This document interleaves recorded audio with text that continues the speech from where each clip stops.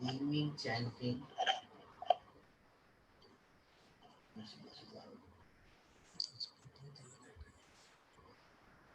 Yo so Bhagava Arahant Samma Sambuddho Swakato Yena Bhagavata Dhammo Supatipanno Yassa Bhagavato Savaka Sangho Tamayang Bhagavantam Sadhammam Sasangam Ime Sakare Yatharaham Aropite Abhipujayama Sadhuno Bante Bhagava Suchira Parinibhutopi Pachima Janatanukampa Ime Sakare Dugat Panakara Bhute Patiganatu Amhakam Digratam Hitaya Sukhaya Arahang Samma Sambuddho Bhagava Buddhang Bhagavantam Abhivade Swakato Bhagavata Dhammo Dhammam Nassami Supatipanno Bhagavato Savaka Sangho Sangha Handmayam Buddhasya Bhagavato Ubbhavagnam Karumasi Namo Bhagavato Arahato Samma Sambuddhassa Namo Tassa Bhagavato Arahato Samma Sambuddhassa Namo Tassa Bhagavato Arahato Samma Sambuddhassa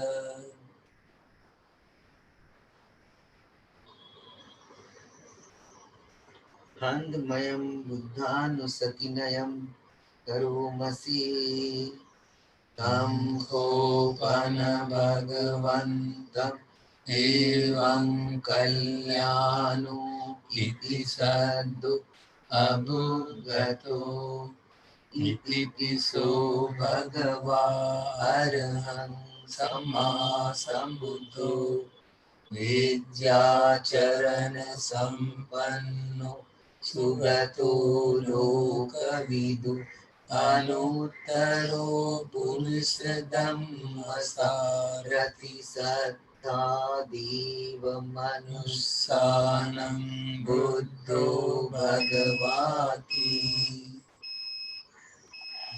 Andmayam Buddha Vigitim Karomasi Buddhavara Antavarata Diguna Viyuto Yuddha Vijnana Karuna Isamagatato Bodhesiyo Sujanatam Kamalam Vasuro Vandamaham Tamaranam Sirasajinemam Buddho yo sabbapaninam saranam themamuttamam Padhamanusatithanam vandamitam sirenaham Buddhasasmi daso बुद्धो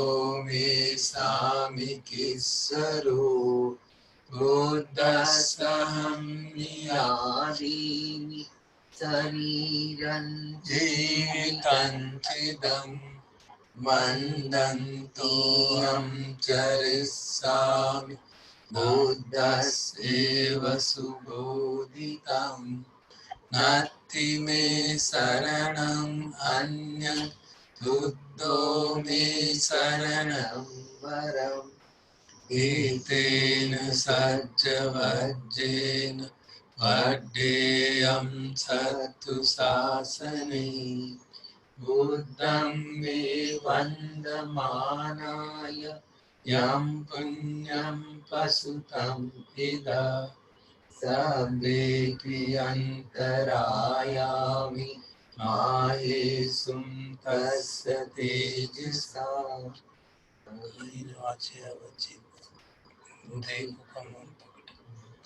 बुद्धो पटिगनाथोच्चे कालान्तरे समरित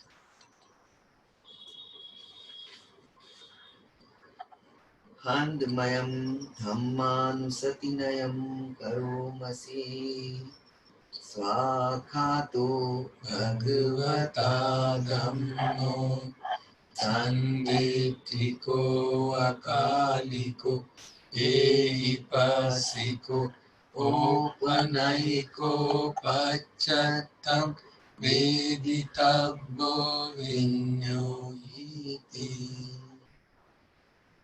अन्वयं धम्माभिगीतिं करोमसि स्वाखातकादिगुणयो गवसेन सेयो यो मार्गपाकपर्यतिविमोकभेदो धम्मोऽकुलोकपठना तदधारिधारी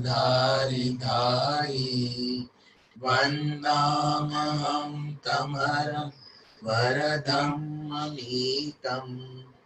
धम्मो यो सर्वपाणिनं शरणं खेममुत्तमं द्वितीयानुसतिष्ठानं वन्दामि तं शिरेणं धम्मस्मि दासो वा धम्मो मे सामिकेश्वरो धम्मसंनियादीनि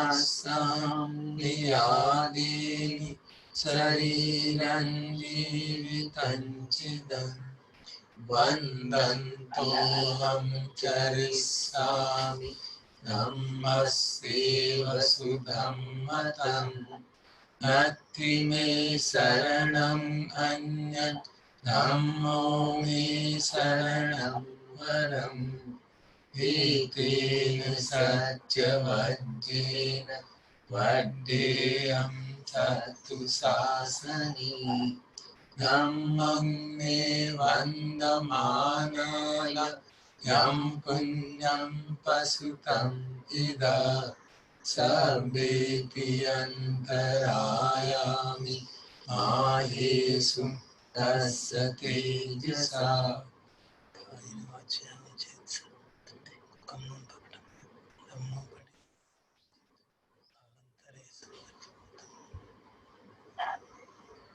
आनन्दमयं संगानुसतिनयं करोमसि सुपटिपन्नो भगवतो सावक संगो उजुपटिपन्नो भगवतो सावक संगो न्यायपटिपन्नो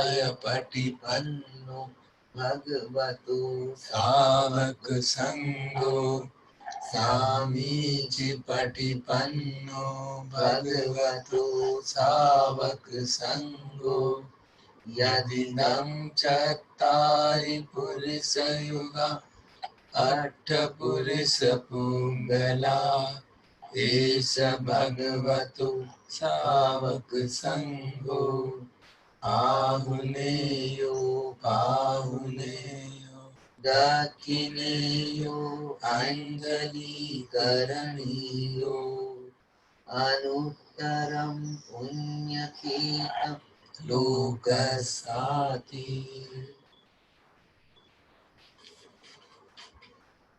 अन्धमयं संगाभिनीतिं करोमसि सधम्मजो सुपटिपत्ति गुणादियुक्तो यो अर्थविदो अरियपुङ्गल संगसेतो शीलादि धम्म पवरासयकाय चेतो वन्दामहं तमरियान् गणं सुसूदं संगुरु सर्वपाणिना शरणं खेममुत्तमं तदीयानुसतिष्ठान वन्दामि तं शिरेणम् संगस्तस्मि दासो वा संगो मे सामि केसरो संगस्सहं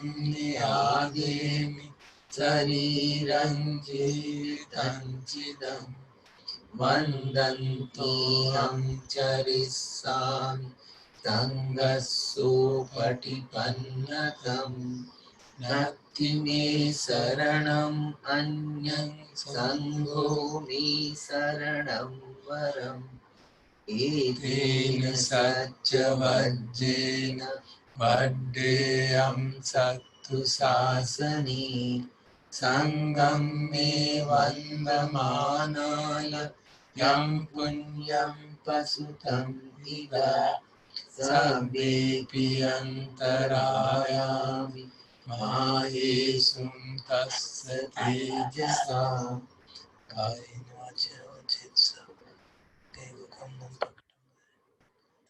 पठिकन्नाथोच्चैतं कालान्तरे संवरितं संख्ये।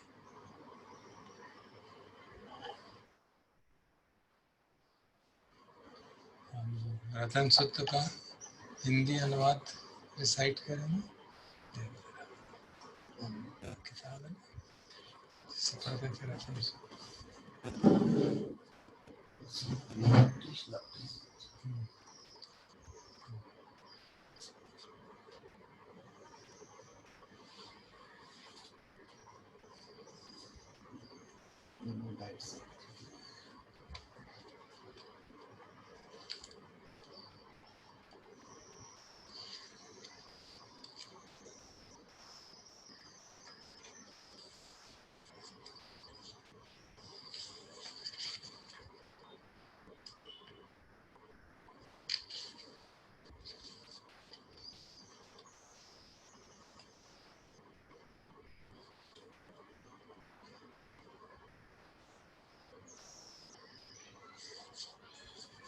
शुरू होता था। पाली वाला जो था यानी द भूतानि समागतानि, तो वहीं से मैं इसका ट्रांसलेशन हिंदी में करने का प्रयास करता हूँ। जो भी लोग यहाँ इकट्ठे हुए हों, चाहे वो धरती के वासी हों, चाहे अंतरिक्ष में रहते हों, सभी प्राणी सुखी हों, प्रसन्न हों और सब इन वचनों को ध्यानपूर्वक सुने। सभी प्राणी ध्यानपूर्वक ये बात सुने, सभी लोगों के प्रति मैत्री का भाव हो। और देवताओं के लिए कह रहे हैं कि रात और दिन लोग ही मनुष्य आपके लिए ऑफरिंग लाते हैं, तो इसलिए उनकी रक्षा कीजिए सजग होके। यहाँ से शुरू होता है बेसिकली अंकिंचिवित्तम। इस संसार में या संसार से परे जो भी धन है, जो स्वर्ग में भी सबसे जो कीमती रत्न है, वो सब भी तथागत के समान नहीं है। ये भगवान बुद्ध में ये उत्तम रत्न है। इस सत्य की वाणी से सबका स्वस्ति हो।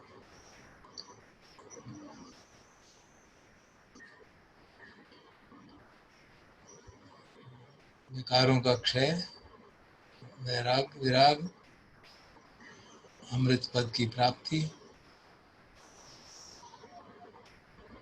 जो समाहित शाक्य मुनि संत थे, उन्होंने उन सबको यहाँ अनुभव किया।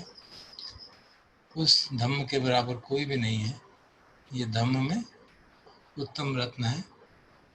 इस सत्य वचन से सबका मंगल हो। जो शुद्धता श्रेष्ठ बुद्ध ने भी जिसकी प्रशंसा की है, जिसे कहा जाता, जिसे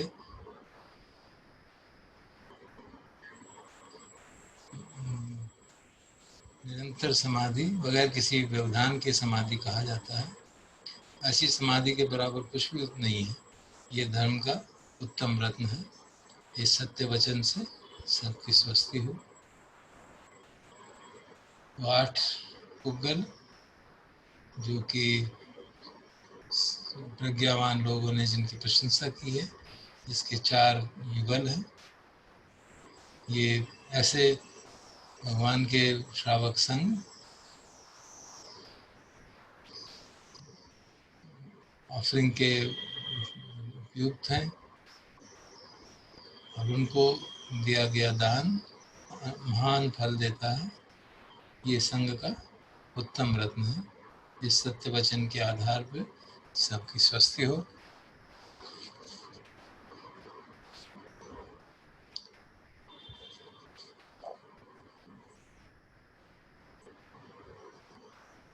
वे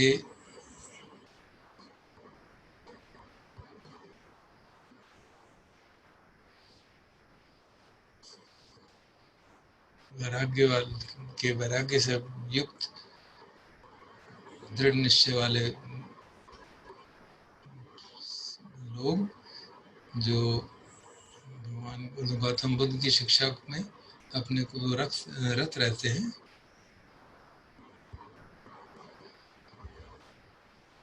जो उनको लाभ करना चाहिए, हासिल करना चाहिए, उसको हासिल करके अविनाशी तत्व में मिल जाते हैं।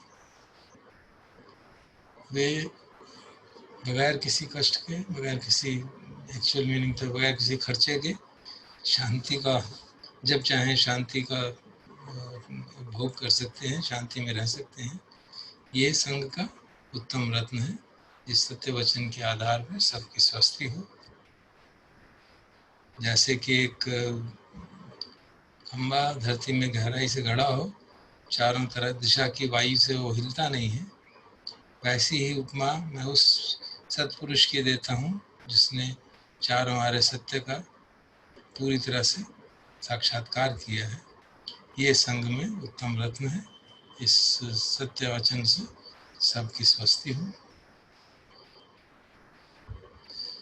जिन लोगों ने इन 4 आर्य सत्यों को ठीक से समझा है, जो कि गंभीर प्रज्ञा वाले भगवान बुद्ध ने देशित किए थे, वे चाहे कितने भी प्रमाद में आ जाएं, उनका 8वां जन्म नहीं हो सकता। ये संघ का उत्तम रत्न है। इस सत्य के वचन के आधार पर सबकी स्वस्ति हो। पहला मुक्ति का आयाम, मुक्ति का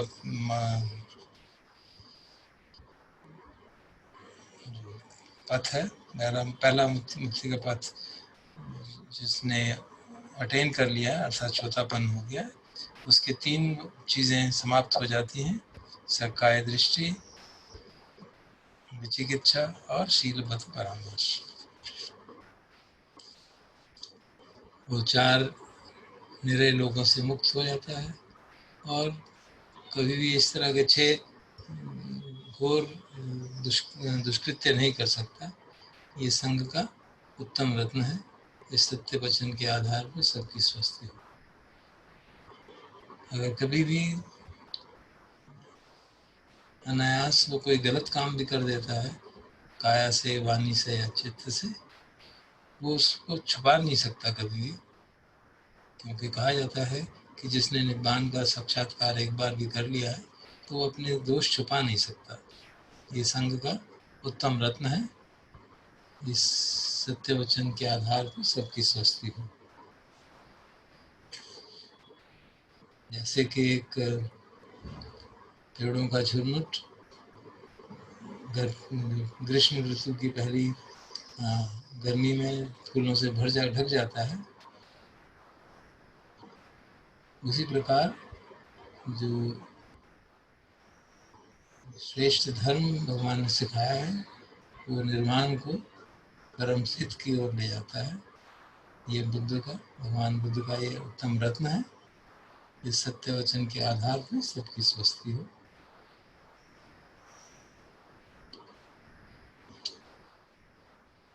श्रेष्ठ पुरुष थे, श्रेष्ठ को जानने वाले, श्रेष्ठ को लोगों को ज्ञान को देने वाले और श्रेष्ठ को इस संसार में लाने वाले। उस अद्वितीय बुद्ध ने यह श्रेष्ठ धर्म की देशना दी। ये भगवान बुद्ध का उत्तम रत्न है। इस सत्य वचन के आधार पर सबकी स्वस्ति हो। पुराने कर्मों के समाप्त होने से और नए न जागने से मन जो है भविष्य के लिए किसी चीज से नहीं आसक्त होता। इस प्रकार से बीज समाप्त हो जाते हैं और तृष्णा नहीं बढ़ती। और ऐसे धीर पुरुष मृत्यु पर उसी तरह से मुक्त हो जाते हैं जैसे कि एक जलता हुआ दीपक बुझ जाता है।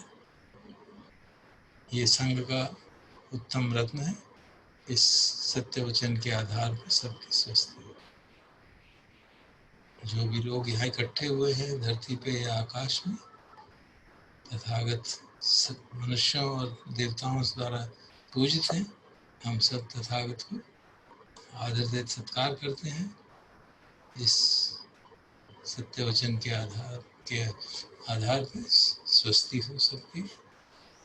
हम धर्म को आदर करते हैं। इस सत्य वचन के आधार पर सबकी स्वस्ति हो। हम संघ को आदर देते हैं। इस सत्य वचन के आधार पर सबकी स्वस्ति हो।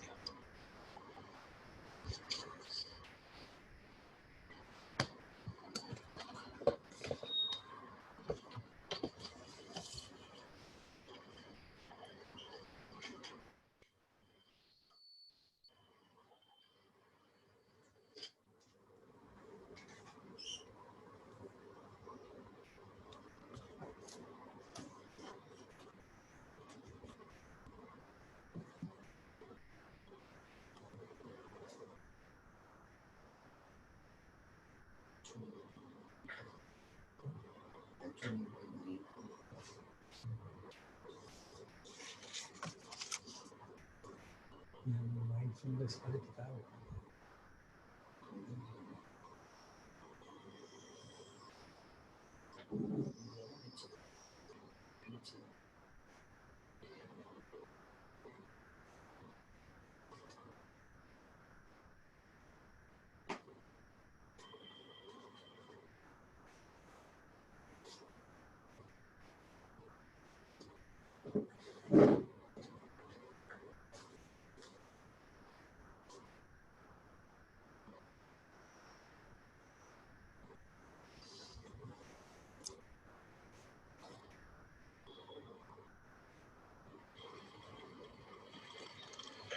कल हमने mindfulness the path to deathless का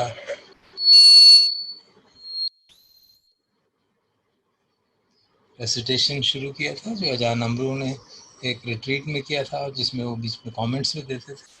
तो कल हमने पहले चैप्टर को आधा सुना था, तो शेष आधा आज अब सुनते हैं।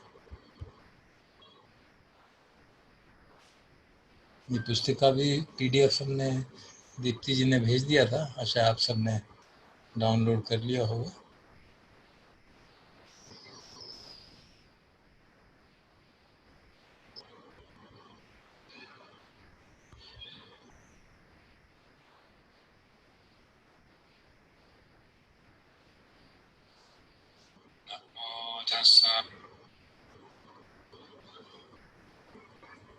थोड़ा सा मैं ओवरलैप कर दूंगा कल के पोर्शन से।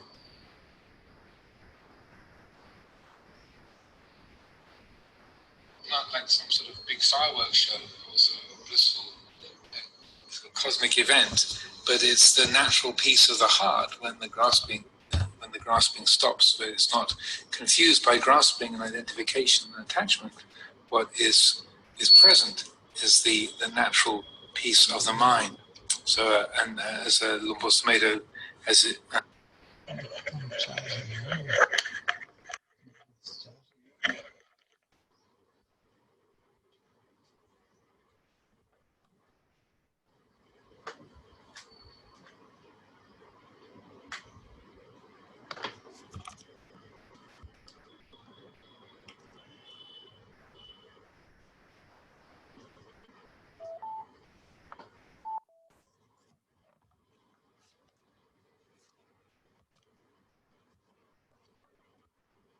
Battery low, please charge now. Connected to 6B77382D and PLD laptop.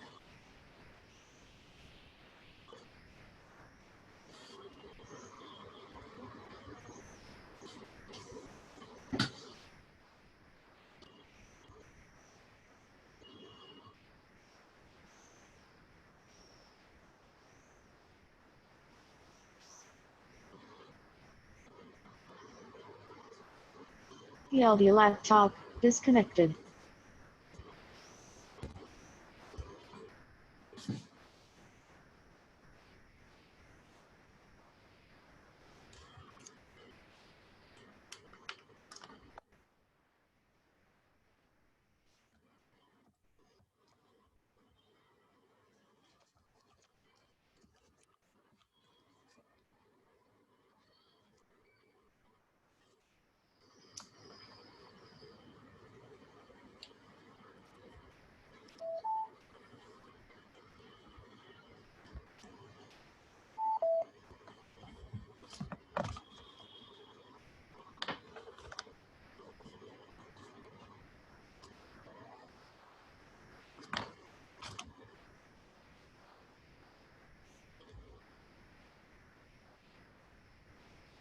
Battery low, please charge now.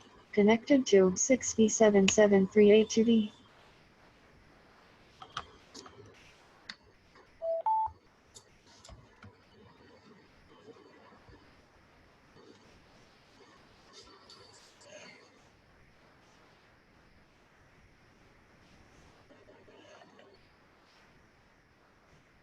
The realization of non-grasping. So that's what Lumpur Cha was commonly used as terms to define the nature of Nibbana.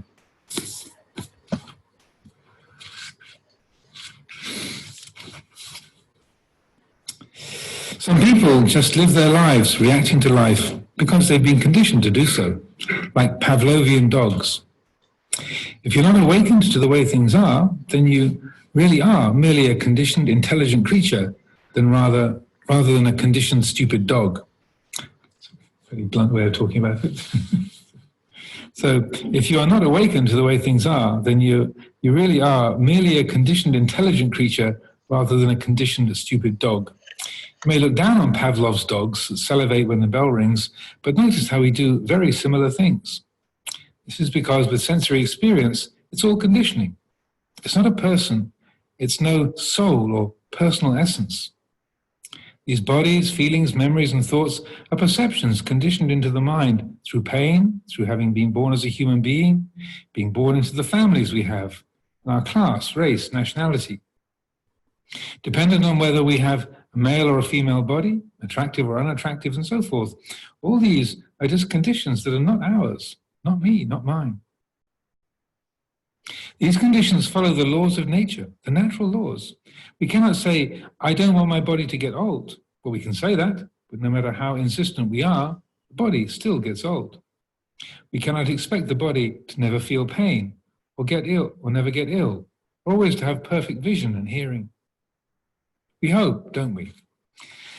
I hope I will always be healthy. I will never become an invalid, and I will always have good eyesight, never become blind. Have good ears, so I'll never be one of those old people that others have to yell at, that I will never get senile and always have control of my faculties till I die at 95, fully alert, bright, cheerful, die in my sleep without any pain. That's how we would all like it. Any exceptions? Nope. He was right on that score. That's how we would all like it. Some of us might hold up for a long time and die in an idyllic way, or tomorrow all our eyeballs might fall out. It's unlikely, but it could happen. However, the burden of life diminishes considerably when we reflect on the limitations of our life. Then we know what we can achieve, what we can learn from life. So much human misery comes out of expecting a lot and never quite being able to get everything one has hoped for. In our meditation and insightful understanding of the way things are, we see that beauty, refinement, pleasure are impermanent conditions, and so are pain, misery, and ugliness. If you really understand that, then you can enjoy and endure whatever happens to you. Much of the lesson in life is learning to endure what we don't like in ourselves and in the world around us. Being able to be patient and kindly and not make a scene over the imperfections in the sensory experience. We can adapt and endure and accept the changing characteristics of the sensory birth and death cycle by letting go and no longer attaching to it. When we free ourselves from identity with it, we experience our true nature, which is bright, clear, knowing. But it's not a personal thing anymore. It's not me or mine. There's no attainment or attachment to it. We can only attach to that which is not ourself. You get that one? We can only attach to what is not ourself, because the things that the mind that would attach to are not self. So the things that the mind likes to attach to, like the body or feelings, memories, ideas, emotions, those are the only things that the mind can attach to are not what we are. They're not the self. The Buddha's teachings are merely helpful means, ways of looking at sensory experience that help us to understand it. They're not commandments. They're not religious dogmas that we have to accept or believe in. They are merely guides to point to the way things are. So, we're not using the Buddha's teachings to grasp them as an end in themselves, but only to remind ourselves to be awake, alert and aware that all that arises passes away. This is a continuous, constant observation and reflection on the sensory world, because the sensory world has a powerfully strong influence. Having a body like this with the society we live in, the pressures on all of us are fantastic. Everything moves so quickly. Television and the technology of the age, the cars, everything tends to move at a very fast pace. Bear in mind, these teachings were given in about 1981 or 82. That was long before cell phones, digital cameras, long before the internet, long before emails. So it's that much faster now. It's all very attractive, exciting, and interesting, and it all pulls your senses out. Just notice when you go to London how all the advertisements pull your attention out to whiskey bottles and cigarettes. See, that dates it as well. There's no more cigarette adverts now. Your attention is pulled into things you can buy, always going towards rebirth into sensory experience. The materialistic society tries to arouse greed so you will spend your money, and yet never be contented with what you have. There's always something better, something newer, something more delicious than what was most delicious yesterday. It goes on and on and on, pulling you out into the objects of the senses like that. But when we come into the shrine room, we're not here to look at each other or to be attracted or pulled into any of the objects in the room, but to use them for reminding ourselves. We are reminded to either concentrate our minds on a peaceful object or open the mind, investigate and reflect on the way things are. We have to experience this, each one for ourselves. No one's enlightenment is going to enlighten any of the rest of us. So, this is a movement inwards, not looking outwards for somebody who's enlightened to make you enlightened. We give this opportunity for encouragement and guidance so that those of you who are interested in doing this can do so.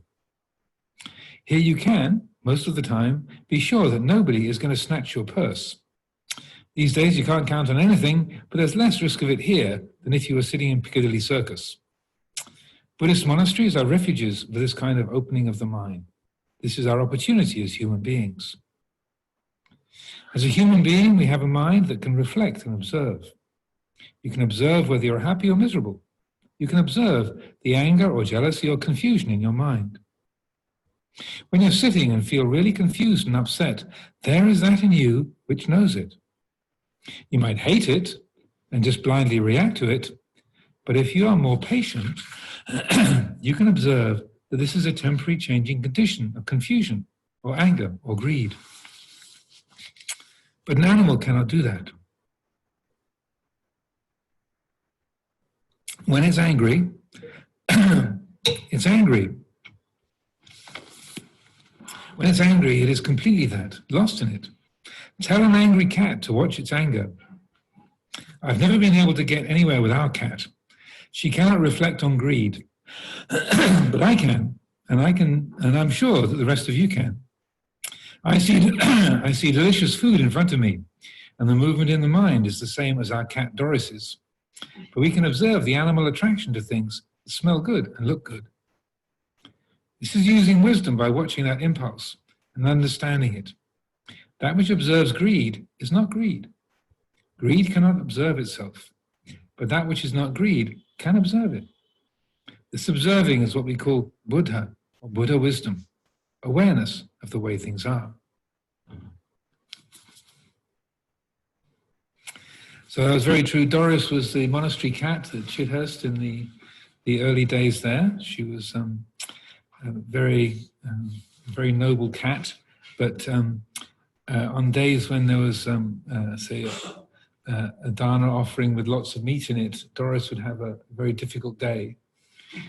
She would. I remember one time we used to have the meal sitting in the shrine room, the Buddha images in the house, and there was we'll be sitting up on the asana, and so then in those days we would go to the kitchen and people would put food in our bowls and we'd all sit down, so everyone would have pretty much the same food in our bowls, and Doris would go along kind of bowl by bowl, seeing if she could get an inroad in anyone.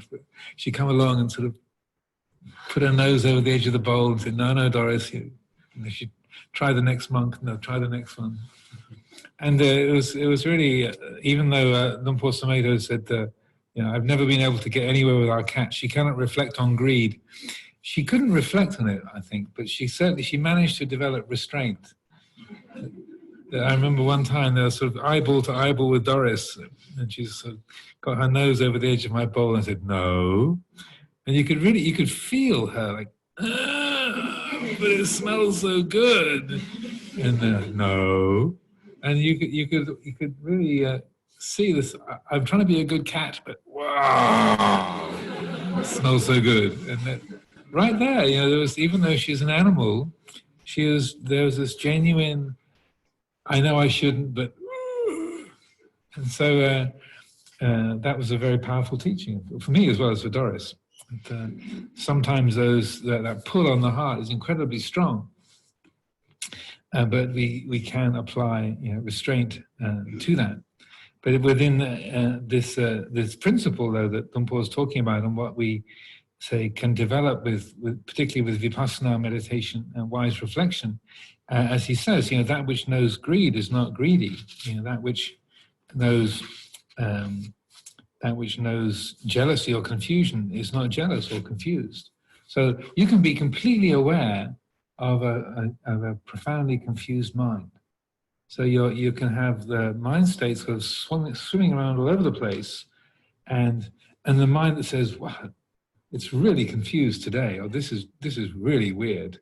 That which knows that weird, confused, unsettled state is not unsettled, and this is a tremendously so powerful tool and a very important skill, particularly when dealing with unskillful mind states, and also the way that we are very attached to, say, our ability to remember or to think clearly. And as our faculties break down as we get older, or you have illnesses of various kinds, that which knows confused mind states is not confused. So that as the faculties degenerate, then there can be the recognition of, "Oh, I should know this monk's name and I've completely forgotten it. We've known each other for 10 years and his name has just gone."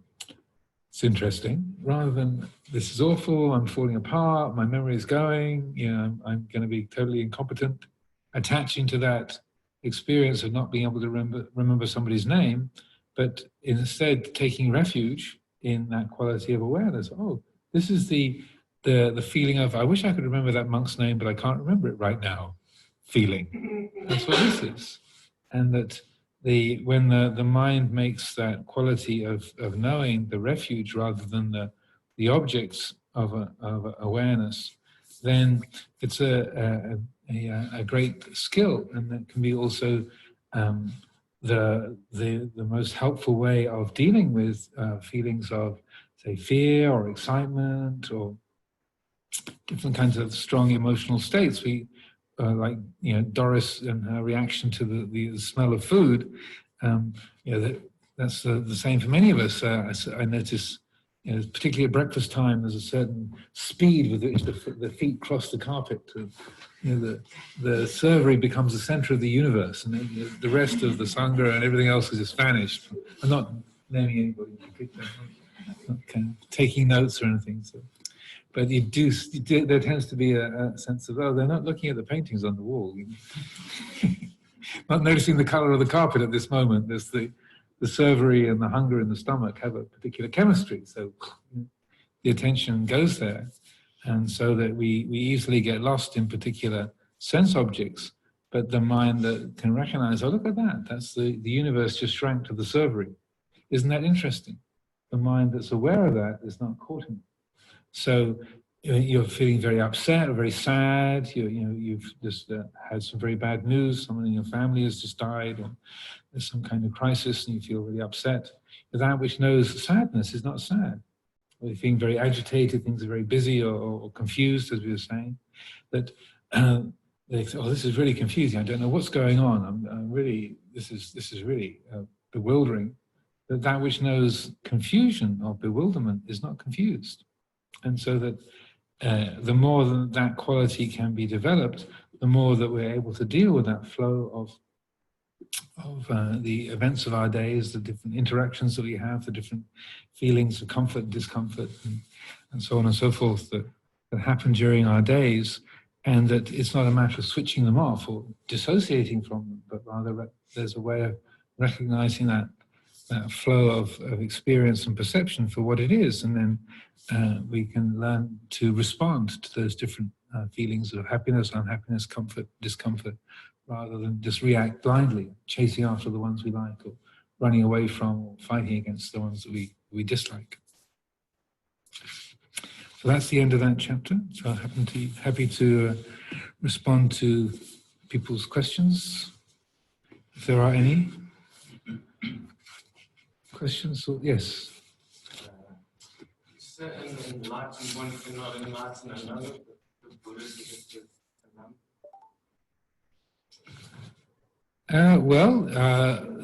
that's not really the way that. I mean, you can phrase it that way, but rather the Buddha said that he couldn't enlighten other people. He could only point out the way. The Tathagata only points the way, and so that. He, even though he was a fully enlightened Buddha, there's no incident where he sort of zaps somebody and enlightens them, but rather he gives teachings, and there's times when he gives a Dhamma talk and 1,000 people become arahants, on the spot. So, but that's through the efforts of the individuals rather than being zapped. That so he would often say that the Tathagata only points the way. Whether somebody follows that instruction or not is another story. There's in that respect, there's one time I believe when he makes that statement is he's traveling along through the countryside with just him and one attendant, and they get to a fork in the road, and they're on their way to Rajagaha, and they get to the fork in the road, and the Buddha goes to the left, and his attendant monk says, "Venerable Sir, the road to the right, this is the road to Rajagaha." And the Buddha said, "No, this is the way to Rajagaha." The attendant says, "Excuse me, Venerable Sir, but actually, I know this road very well. This is the road to Rajagaha." So, of course, this being a Buddhist story, they say it 3 times over. And after the 3rd time, then the monk says, well, you know, I'm not sure why you want to go that way, but I'm going to Rajagaha, so here's your bowl. He gives the Buddha his bowl and goes off by himself, which is a pretty stupid thing to do, you would think. But anyway, he goes down that road, which normally would have been the road to Rajagaha, but he gets attacked by bandits.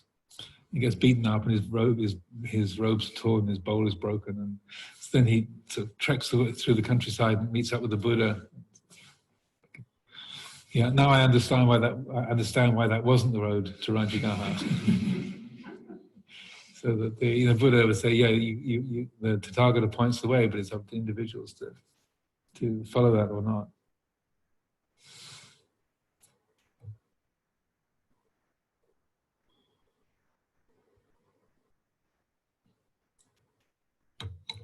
Any other thoughts, questions? Yes.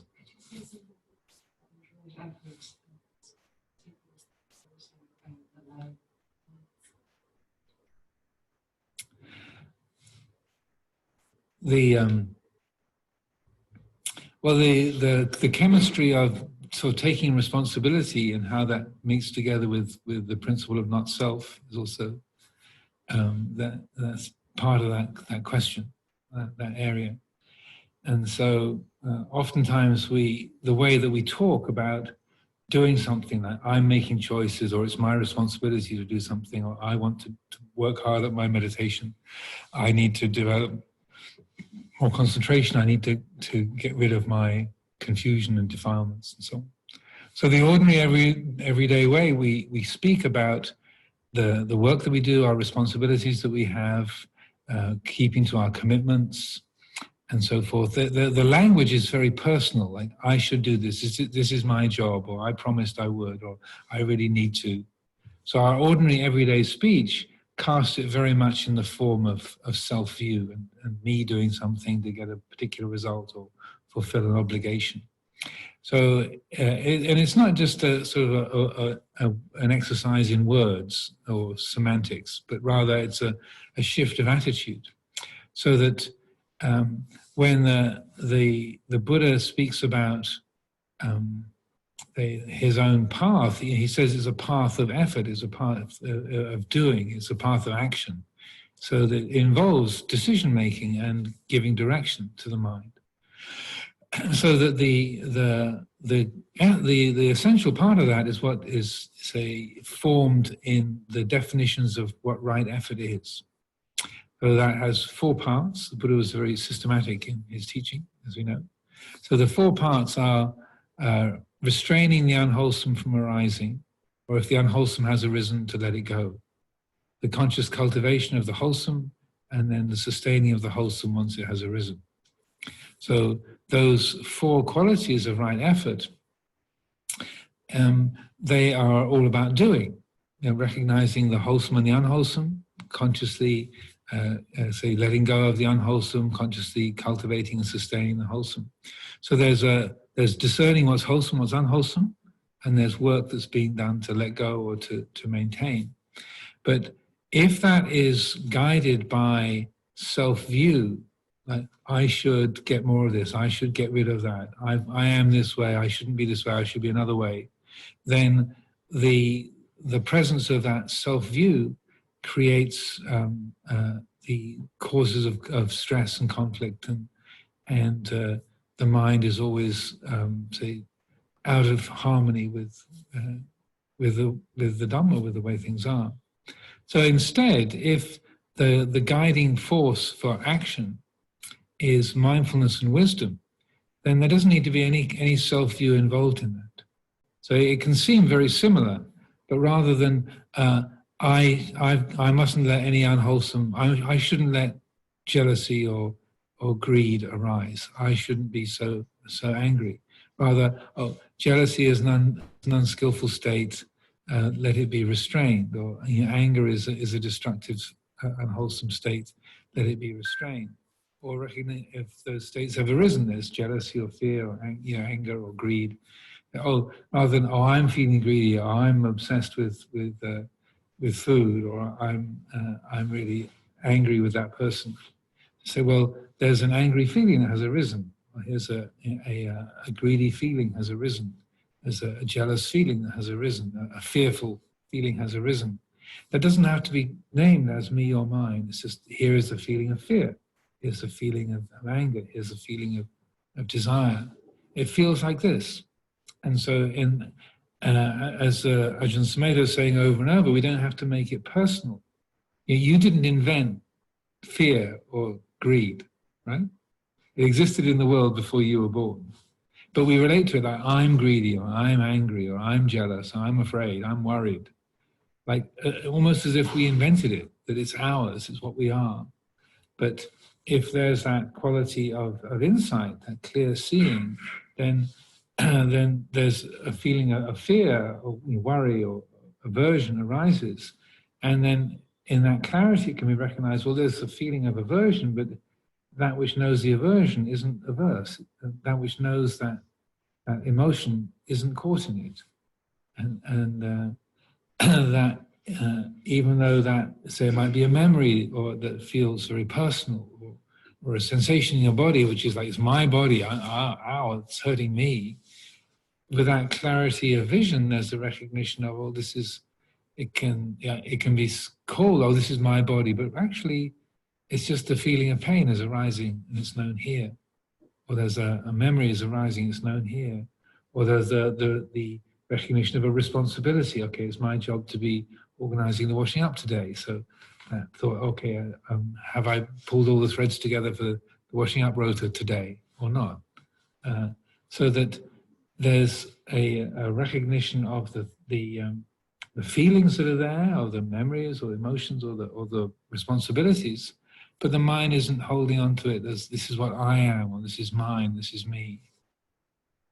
So the whole way of working with the say giving direction, making choices, having responsibility, is guided by mindfulness and wisdom, the attunement of the mind to the time, the place, the situation.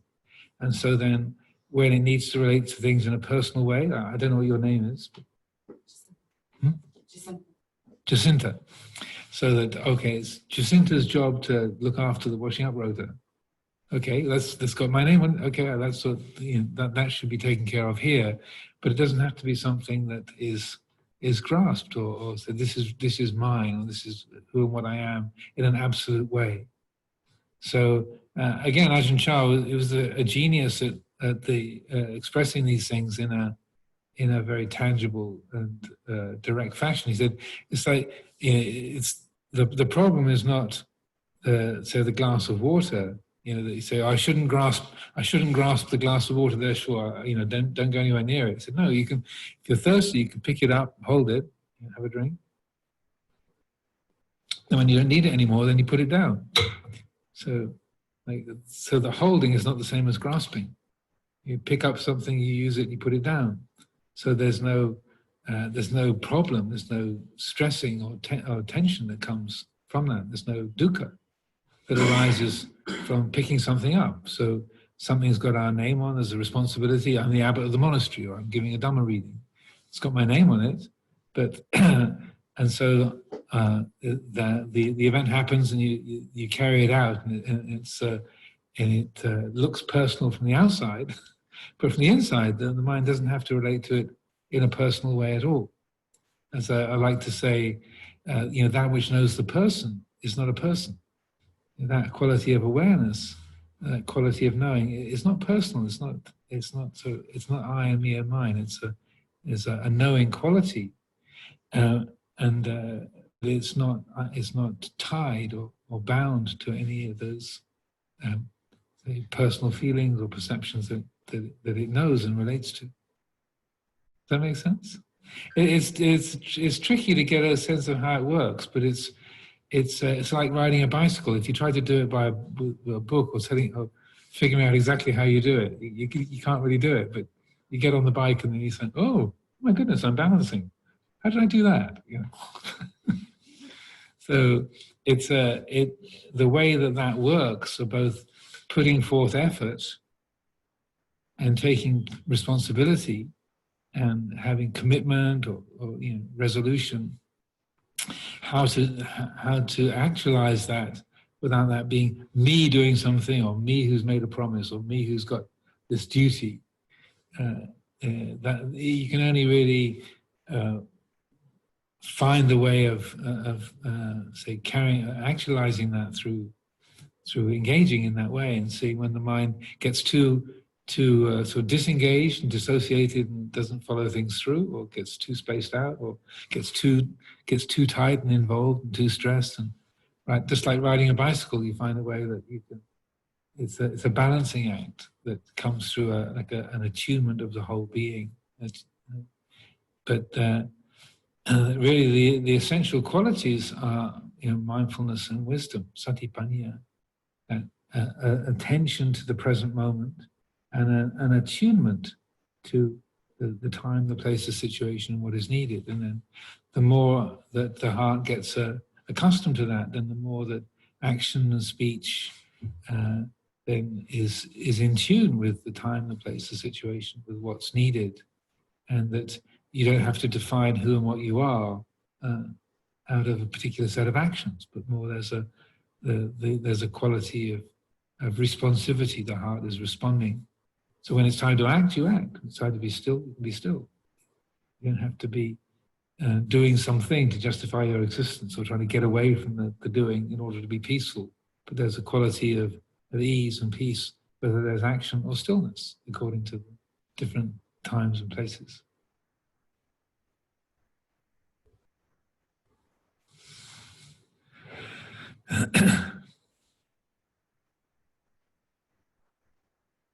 Very good.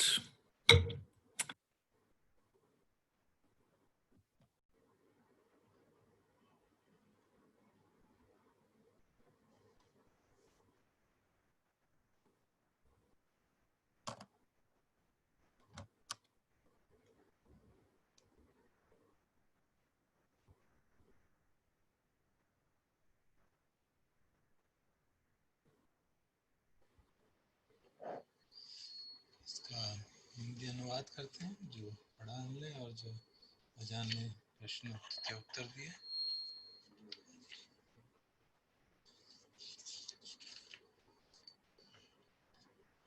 जहाँ तक कल पढ़ा था उससे आगे का translation करते हैं। कुछ लोग अपना जीवन ऐसे रिएक्टिविटी में जाते हैं, जैसे कि पैवलॉव जो एक्सपेरिमेंट किए थे, फेमस पैवलोवियन डॉग्स। अगर आप जैसी वस्तुस्थिति है उसके प्रति सजग नहीं है, तो आप पैवलॉव के डॉग्स की तरह नहीं, मूर्ख डॉगों की तरह नहीं है, मूर्ख डॉग्स की तरह नहीं है, कुत्तों की तरह नहीं है, लेकिन एक समझदार आदमी है। बट वो भी जैसे कि कुत्ते कंडीशन है, वैसे आप भी कंडीशन है। आप कह सकते हैं कि ये कुत्ते कितने बेवकूफ़ हैं कि घंटी बजती है तो इनको भूख लगने लगती है, इनके मन में लार टपकने लगती है। लेकिन आप देखेंगे कि हमारे साथ बिल्कुल ऐसा ही होता है, क्योंकि हर एक इंद्रिय अनुभव के साथ कंडीशनिंग जुड़ी हुई है। जो भी ये शरीर जो हैं, जो वेदनाएं होती हैं, जो याददाश्त हैं, जो विचार हैं, वो सब हमारे मन के अंदर कंडीशनिंग के कारण है, जो ख़ास तौर पे पेन की कंडीशनिंग के कारण होती है। जैसे जिस निर्धारित करती है इस पे कि किस परिवार में हम जन्म लिए हैं, किस क्लास में हैं, किस क्लास के लोगों में हैं, किस रेस के हैं, किस नेशनैलिटी के हैं, पुरुष हैं कि स्त्री हैं, अट्रैक्टिव हैं कि नहीं हैं। इन सब चीज़ों से कंडीशनिंग होती है हमारी सोच की। और ये सब कंडीशनिंग हमारी नहीं है, ये सब परिस्थितिवश हुई हैं और ये प्रकृति के नियमों के अनुसार हुई है। जैसे हम ये नहीं कह सकते कि मैं नहीं चाहता कि मेरा शरीर बूढ़ा हो। हम कह सकते हैं, लेकिन उससे कुछ होने वाला नहीं है, ये तो बूढ़ा होने ही वाला है। और हम भी ये नहीं कह सकते, आशा कर सकते कि शरीर में कभी कष्ट नहीं होगा, कभी बीमारी नहीं होगी, हमारी आंखें हमेशा ठीक रहेंगी, कान बिल्कुल बढ़िया सुनेंगे। हम उम्मीद कर सकते हैं लेकिन कि हाँ मेरा ऐसा सब कुछ होगा, लेकिन होता नहीं है, क्योंकि प्रकृति के नियम के अनुरूप नहीं है। हम अधिकतर लोग यही सोचते हैं कि हम बड़े आराम से जिएंगे 95 वर्ष तक, और तब नींद में बगैर किसी कष्ट के मृत्यु को प्राप्त हो जाएंगे। ये सब हम चाहते हैं, ये एक हमारी इच्छा है। लेकिन सत्य है कि कुछ भी हो सकता है, कल हमारी आंखें बाहर निकल के आ सकती हैं। हमारा जो बोझ है इसका, जीवन का, जो इन आशाओं के कारण बनता है, वो काफ़ी कम हो जाता है अगर हम जीवन की सच्चाई को ठीक से समझें, उनकी रेस्ट्रिक्शंस को सब ठीक से समझें। अधिकतर जो हमारा दुख है वो एक्सपेक्टेशन के कारण ही आता है। तो इसलिए हम अपने ध्यान में हमारा सारा समझने का ये प्रयास रहता है कि सत्य कैसा है। हम सुंदरता देखते हैं, रिफाइनमेंट देखते हैं, और समझते हैं कि ये सब, और सुख दुख देखते हैं, समझते हैं ये सब अनित्य है। सुख हो चाहे दुख हो, सुंदरता हो चाहे बदसूरती हो, अगर आप सचमुच में इसको बात को समझ जाते हैं तो जो कुछ भी होता है आप उसको एंजॉय कर सकते हैं, और उसको आज अप्रिय हो तो उसको एंड्योर कर सकते हैं, उसके प्रति सहन कर सकते हैं। वास्तव में देखा जाए तो सारे अधिकतर जीवन के जो हमारी शिक्षा है वो खांति से ही आती है,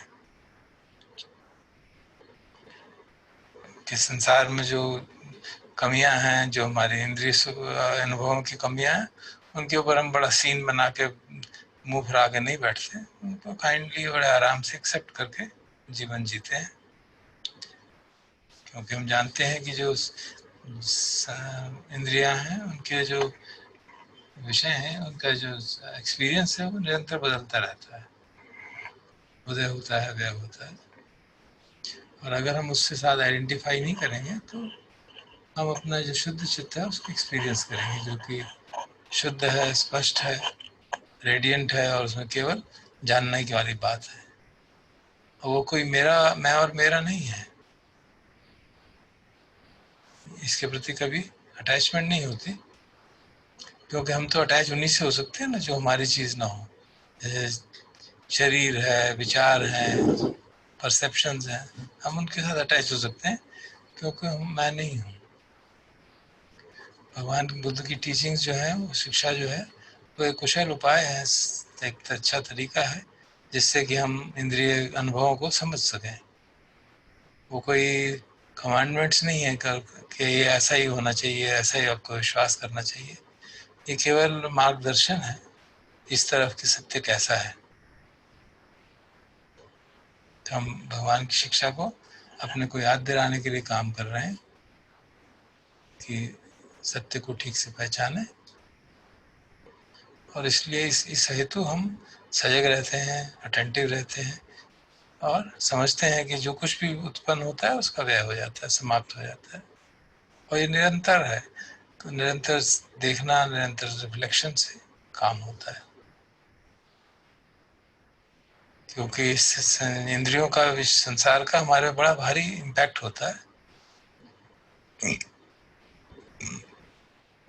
आजकल के समाज में सब कुछ बहुत तेजी से चलता है, टेलीविज़न हो, टेक्नोलॉजी हो, कार्स हो, सब कुछ बहुत तेज़ गति से चलता है, और उसमें बड़ा अट्रैक्शन रहता है, इंटरेस्ट रहता है, हमारी इंद्रियों को खींच लेते हैं। आप देखिए, जब आप लंदन जाते हैं तो किस तरह से वहाँ पे जो एडवर्टाइजमेंट है, कैसे आपका ध्यान अपनी ओर आकर्षित करते हैं। विस्की बोतलें और शराब और सिगरेट के प्रति आपका ध्यान उसी तरफ जाता है कि आप ये खरीद सकते हैं, वो खरीद सकते हैं, और उसका अंततः फल ये होता है कि हम उस अनुभव में, इंद्रिय अनुभव में ही दोबारा जन्म ले लेते हैं।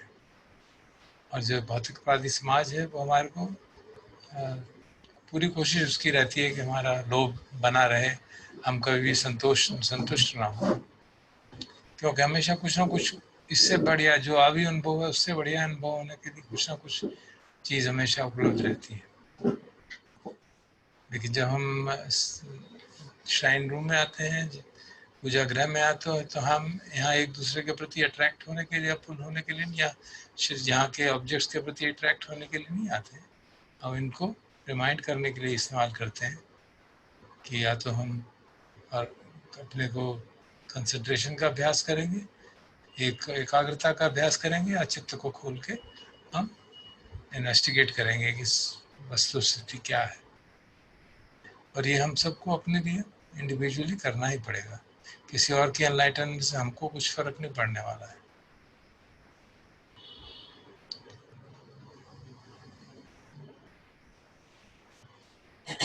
हम इस तरह की जो अपॉर्चुनिटी दे रहे हैं और ये प्रेरणा दे रहे हैं इसलिए कि जो आप में से इंटरेस्टेड है वो ऐसा कर सके, क्योंकि यहाँ पे श्राइन रूम में आकर आपको डरने की कोई आवश्यकता नहीं। आप ये जैसे लंदन में अगर आप कहीं पिकाडिली सर्कस में हो तो हमेशा डर रहा रहता है कोई बटवाई ना छीन के भाग जाए, तो यहाँ ऐसा नहीं होने वाला है। इसलिए आप शांत से साधना कर सकते हैं। मनुष्य होने के नाते हमारे पास एक ऐसा मन है जो कि देख भी सकता है और उस पर रिफ्लेक्ट कर सकता है। आप जान सकते हैं कि आप प्रसन्न हैं कि दुखी हैं, मन में गुस्सा है कि ईर्ष्या है कि कंफ्यूजन है। और जब आप कंफ्यूज भी हो, परेशान भी हो, तब भी आप में एक क्षमता है जो जानती है कि हाँ इस समय कंफ्यूजन है, जो जानती है कि इस समय नाराजगी है।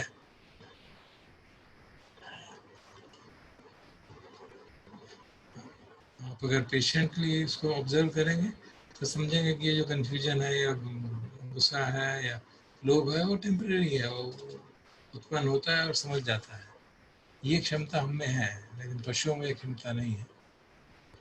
तो जान बता रहे हैं कि हमारी जो उनके चिथेस मोनेस्ट्री में जो कैट थी उसका नाम उन्होंने डोरिस रखा हुआ था, कि उसको मैं कभी सिखा नहीं पाया कि आप इंद्रियों के प्रति लोभ का भाव न रखें।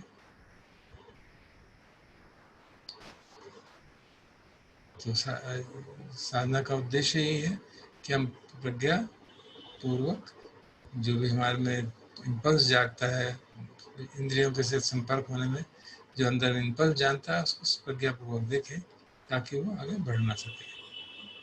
क्योंकि जो चीज़ लोभ को जानती है वो लोभ नहीं हो सकती, जो द्वेष को जानती है वो द्वेष नहीं हो सकती। इस तरह हम कह सकते हैं बुद्ध ही, जो बुद्ध प्रज्ञा है, इंसाइट है, वो उसका मुख्य काम क्या है कि चीज़ें जैसी हैं, वस्तु स्थिति जैसी है उसको समझना। उसके बाद अजान ने कुछ कमेंट्स दिए, फिर प्रश्न उत्तर हुए, तो मैं संक्षेप में उसका भी ट्रांसलेशन कर देता हूँ। पहले तो अजान ने बताया कि हाँ वो जो मोनेस्ट्री जो था उसमें डोरिस कैट थी, वो काफ़ी इंटरेस्टिंग बिहेवियर रहता था कि जब भिक्षु लोग खाना खाते थे बाउल्स में तो हर एक के बाउल सूंघती रहती थी कि किसमें क्या है। और लेकिन अजान हम लोग बता रहे हैं कि एक बार वो मेरे बाउल में भी आई थी और मैंने उसको बड़े साइलेंटली कहा नहीं, और वो सिसर के सहम गई और फिर अपने को कंट्रोल कर पाई। बता रहे हैं अजान हम लोग की जो लुम्पुर हमें बात बता रहे हैं, मुख्य बात उसमें यही है कि अगर हमें मन में द्वेष जागता है और हम उसको जानते हैं तो उस समय जो देश को जानने वाला द्वेष में नहीं हो सकता, इसी तरह लोभ को जानने वाला लोभ ही नहीं हो सकता। और ये बहुत महत्वपूर्ण क्षमता है जो हमको डेवलप करनी चाहिए और समझ हमको डेवलप करनी चाहिए।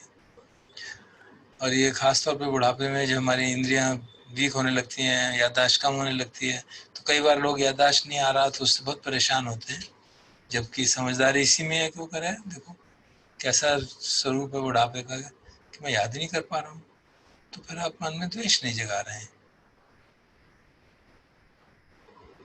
इस तरह से हमारा जो मन की जो शरण है वो बहुत पावरफुल है। उसका अर्थ है यही कि जो मेंटल स्टेट है उसको निरंतरता से जानते रहें। अजान ने फिर उदाहरण दिया भोजन का कि जब सुबह के टाइम ब्रेकफास्ट होता है वहाँ मोनेस्ट्री में सब लोग बहुत भूखे होते हैं, लंबे समय से कुछ नहीं खाया, तो उस समय सारा ध्यान भोजन की ओर ही होता है, न बाएं न दाएं किसी और देखते नहीं है।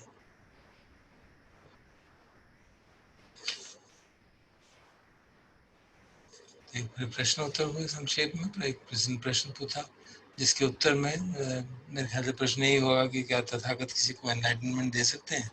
तो उसके उत्तर में अजान हम लोग कह रहे हैं कि तथागत केवल मार्ग दर्शन करते हैं, मार्ग दिखाते हैं, किसी को मुक्ति के हाथ पकड़ के वहाँ तक नहीं ले जा सकते। उन्होंने उदाहरण दिया कि भगवान कई बार कहते थे कि भाई मैं तो मार्ग दिखा आख्यात कर रहा हूँ, जो चलेगा उसको आप पहुंच जाएगा डेस्टिनेशन तक, नहीं चलेगा तो उसको मैं क्या कर सकता हूँ। तो एक उदाहरण यहाँ अमरुद दे रहे हैं बहुत पहले का, जब भगवान के एक अटेंडेंट थे आनंद से पहले, तो एक बार भगवान जा रहे थे राजगीर की तरफ, तो एक दोराहा आया जहाँ पे भगवान को लगा कि यहाँ बाईं तरफ जाना है, और जो अटेंडेंट थे वो कहने लगे दाईं जाना है। वो बार बार वार्तालाप होता रहा। अंततः उसने कहा कि अटेंडेंट ने भगवान बुद्ध को कि आप अपना बॉल पकड़िए, मैं तो इसी रास्ते जा रहा हूँ। और भगवान दूसरे रास्ते चले गए जो उनको लगता था ठीक है।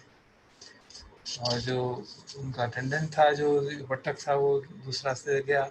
थोड़ी दूर जाके उसको वहाँ पे चोर उचक्के मिल गए जिन्होंने काफ़ी उसका नुकसान किया, और उस नुकसान को झेलते हुए फिर वो रास्ता ढूंढते ढूंढते भगवान बुद्ध के पास पहुँचा। कहा कि हाँ आप ठीक ही कह रहे थे। दूसरा प्रश्न था कि हमें कई बार अपने काम की रिस्पॉन्सिबिलिटी लेनी पड़ती है, तो फिर वो अनात्म भाव से कैसे उसका तालमेल बिठाएं।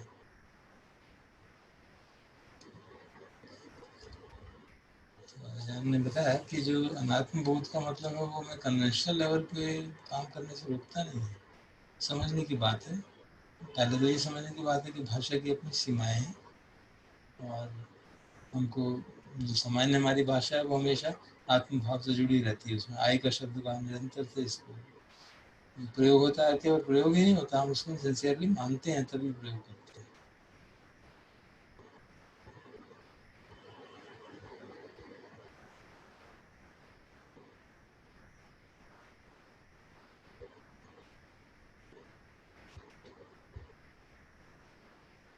भगवान का जो मार्ग था वो एफर्ट का मार्ग है, तो कई बार लोग सोचते हैं ना अनात्म का मतलब है कि भाई कुछ हमें करना ही नहीं है।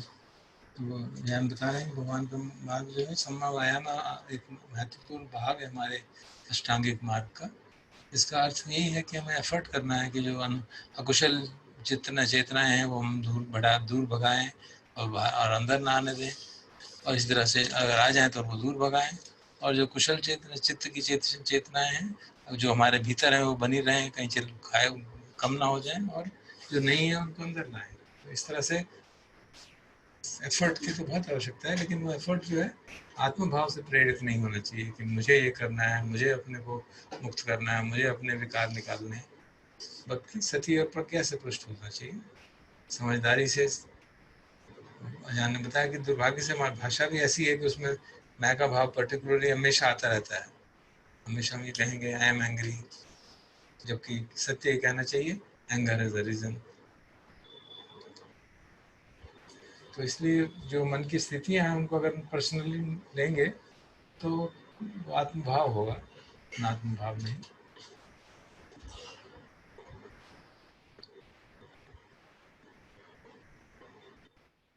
जो मन में मान लीजिए द्वेष जागता है, लोभ जागता है, तो वो कोई हमने इन्वेंट नहीं किए, वो हमेशा थे, वो जाग रहे हैं प्रकृति के कारण नियमों के अनुसार। जब बाकी सब कंडीशंस पूरी हो गई तो वो जाग गए। इसी प्रकार हमारा शरीर के प्रति जो आत्मभाव है उसको भी हम कुछ भी काम करेंगे तो हम इस बात करेंगे अपने शरीर के बारे में, तो माई बॉडी, मैं, मेरा शरीर। तो वो जो भाषा की अपनी इम्पैक्ट होता है उसको भी समझना चाहिए। ये कहने से बदले कि मेरे को बहुत दर्द हो रहा है, ये कहें कि दर्द उठ रहा है, तो एक पैसिव वॉइस में मैं का भाव कम होने लगता है।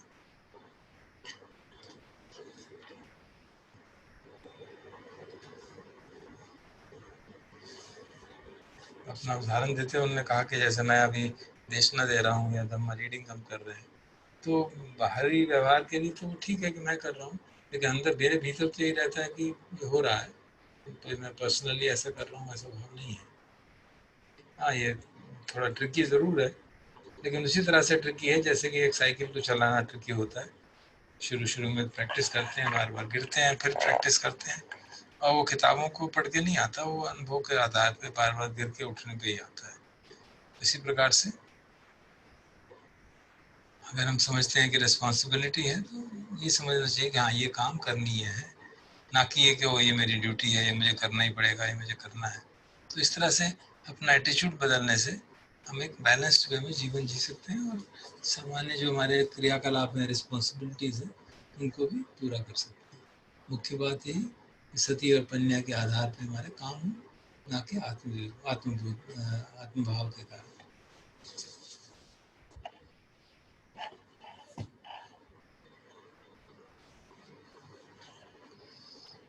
आज मैत्री भावना का अभ्यास करेंगे, मैत्री ब्रह्म विहार का। सुबह भी यही किया था, लेकिन मुझे लगता है कि इसका काफी महत्व है, उसको रिपीट करते हैं आज।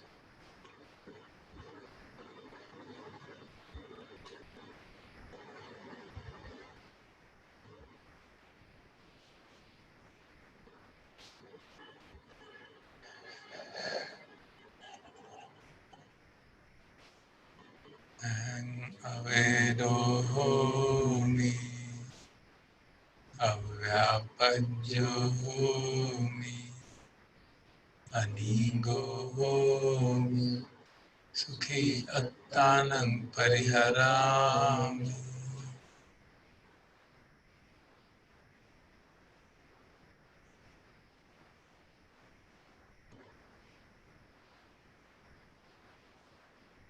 मम माता पितु आचर्या च ज्ञातिमित्ता च सह ब्रह्मचारिणो च अवेराहोन्तु अव्यापद्याहोन्तु अनीगाहोन्तु सुखी अत्तानं परिहरन्तु।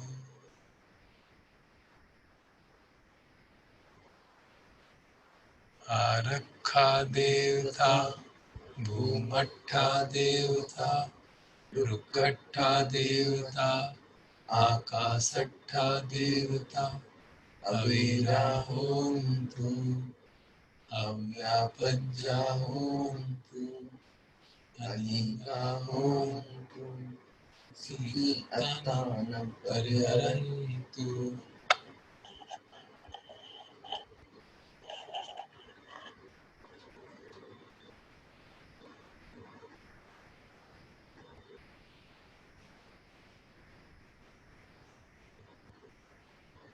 आप सभी प्राणियों के प्रति सब्बे सत्ता सब्बे पाना सब्बे भूता सब्बे पुग्गला सब्बे अत्ता भाव पर्यापन्ना सब्बा इत्यो सब्बे पुरिसा सब्बे अरिया सब्बे अनरिया सब्बे देवा सब्बे मनुष्या सब्बे विनिपातिका अवेराहोन्तु अव्यापज्याहोन्तु अनीगाहोन्तु सुखी अत्तानं परिहरन्तु।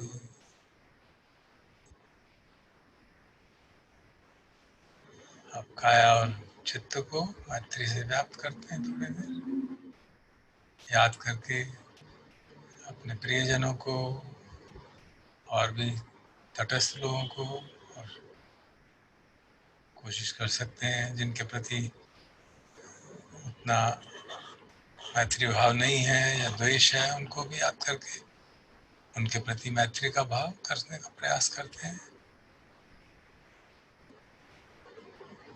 अपना वैर द्वेष समाप्त करने का प्रयास करते हैं, और उनके लिए भी यही भावना, उनके भी वैर द्वेष चिंताएं मुक्त हो।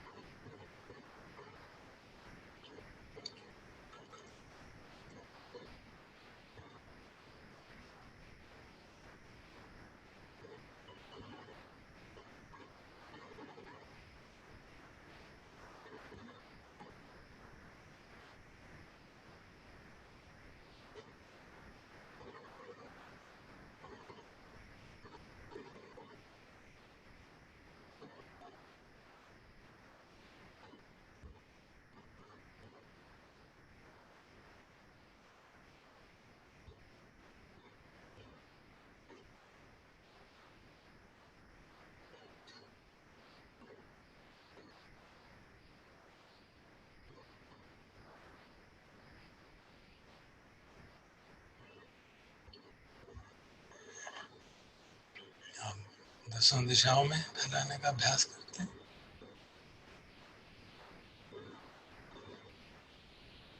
मत्ता सहगतेन चेतसा एकं दिशं परित्वा विहरति। तो एक दिशा ले लेते हैं और उस दिशा में जिन जिन लोगों को हम जानते हैं उनके प्रति मैत्री का भाव, और फिर अपरिचितों के लिए भी सबके प्रति मैत्री का भाव, सभी प्राणियों के प्रति।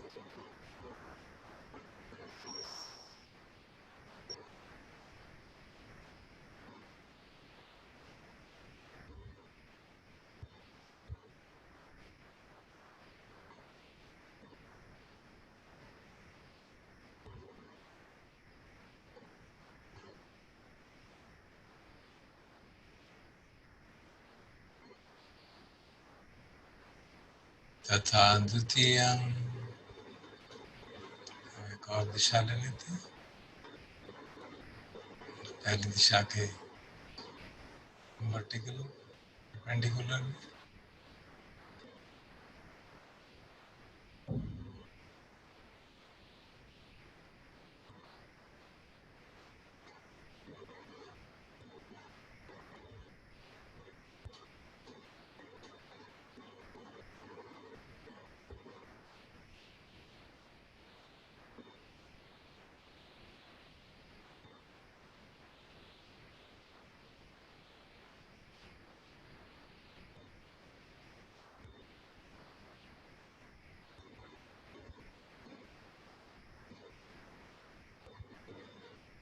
तथा तृतीयं,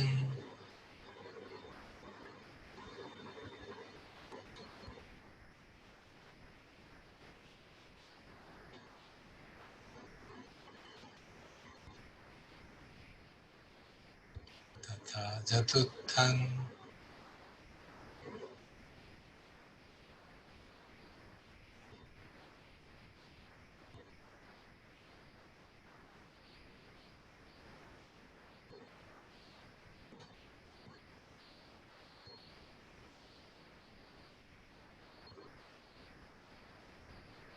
तथा चतुर्थं,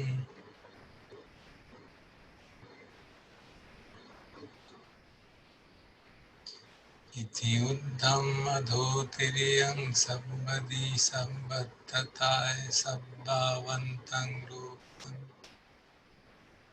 मत्ता सहगतेन चेतसा विपुलेन महङ्गतेन अपमानेन अवेरेन अव्यापज्येन परित्वा विहरति। विपुल महान असीम मैत्री सभी लोगों के, प्राणियों के प्रति, अपने प्रति, बगैर किसी द्वेष के, वैर के, बगैर भेदभाव के, सभी के प्रति मैत्री का भाव। थोड़ी देर शांति से सभी दिशाओं को स्कैन करते हैं।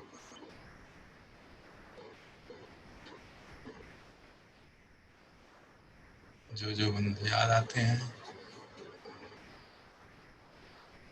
पर मित्रजन, परिवारजन, सहधर्मचारी और भी जिन लोगों को हम जानते हैं, और फिर अनजान लोगों के प्रति असीम महगत चित्त से मैत्री का भाव।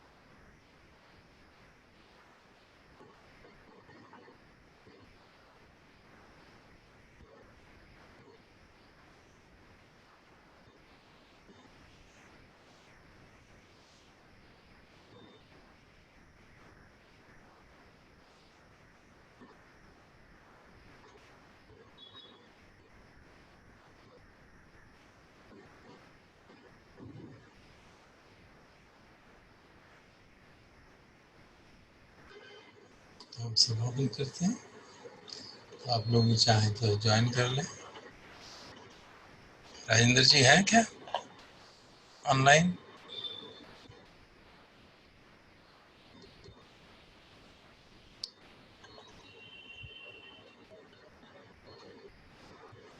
चलिए, लगता है नहीं है। विल लीड, जो चाहें अपने माइक को अनम्यूट करके हमारे साथ साथ पहला शब्द हम बोलें, उसके बाद हम दूसरे शब्द के साथ हमारे साथ बोलें, ताकि हमारी संगीति बनी रहे। भवतु सर्वमङ्गलं रक्षन्तु सर्वदेवता सर्वबुद्धानुभावेन सदा सुखी भवन्तु।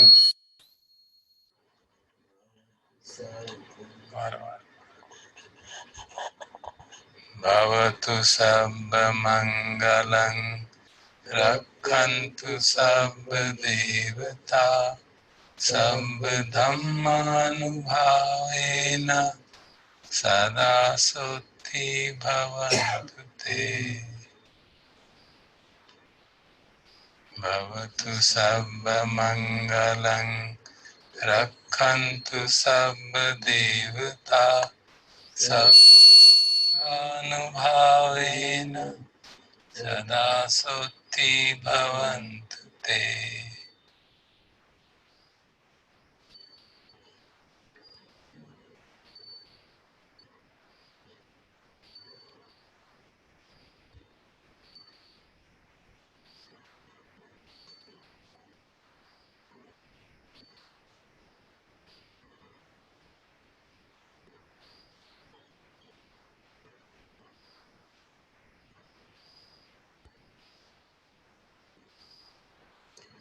अरहं सम्मा सम्बुद्धो भगवा बुद्धं भगवन्तं अभिवादेमि।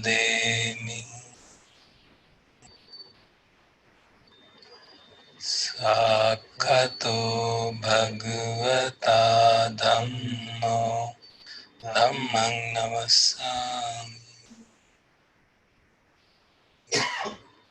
सुपटिपन्नो भगवतो सावक संघो संघं नमामि।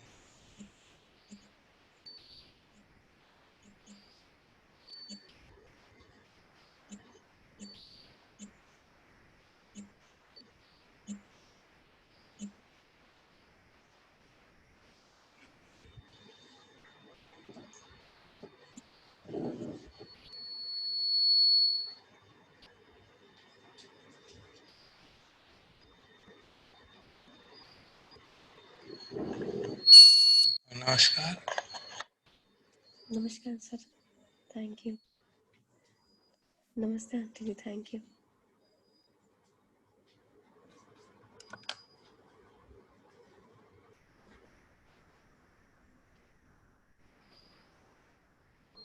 नमस्कार।